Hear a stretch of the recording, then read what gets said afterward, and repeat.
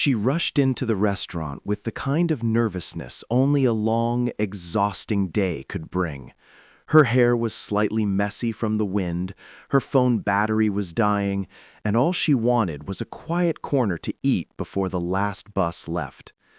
She scanned the crowded place, saw a beautifully set table near the window with a reserved sign placed carelessly to the side, and before she could think twice, she slipped into the chair. For one blissful minute, she closed her eyes, breathed, and felt like the world finally stopped chasing her. Then a deep voice said behind her, "That's my table." She jumped. Standing over her was a man in a perfectly tailored black suit, broad-shouldered, sharp-jawed, and unmistakably someone who never heard the word no in his life. She scrambled to get up. I'm so sorry. I didn't see the sign. I'll leave. Sit, he said. She froze. What? Sit, he repeated calmly, as he walked around and took the seat across from her. You're already here. You might as well stay. She stared at him, confused. But it's your table. And now, he said, resting his elbows on the table, it's ours. Her heart thudded. Who was this man? His presence was too commanding, too confident, too dangerous for her quiet life. He extended his hand. I'm Arman Haleem. Her breath caught. The Arman Haleem? The youngest real estate millionaire in the city? The man whose face appeared in magazines whenever someone mentioned power? She should have run. She should have apologized and gone to find another table. She should have done anything except what she did next, shake his hand. I'm Zara, she whispered. Good.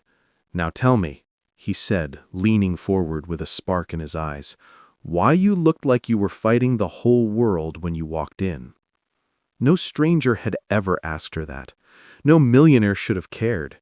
Yet something in his voice wasn't cold or demanding. It was curious, almost gentle. And so she told him. Not everything, just the little pieces she usually kept to herself. How she had 2 part-time jobs, how she barely slept.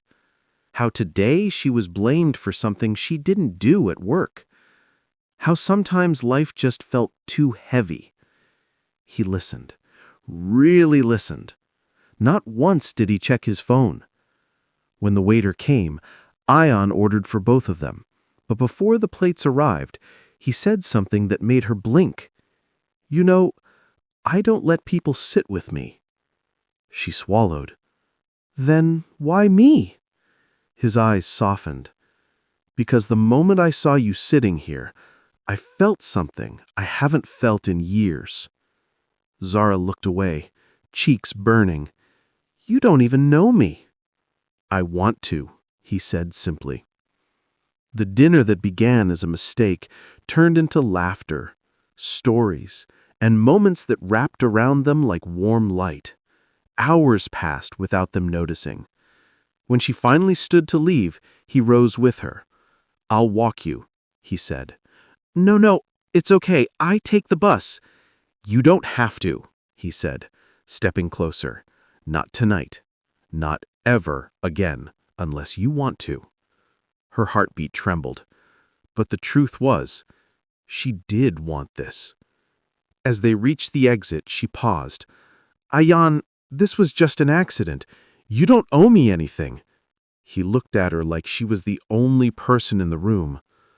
Zara, he said quietly, you didn't sit at the wrong table. You sat at the table where I was meant to find you. Her breath broke. And I'm not letting you walk away now. She tried to smile, tried to hide the way his words melted something inside her. But he noticed. Of course he noticed.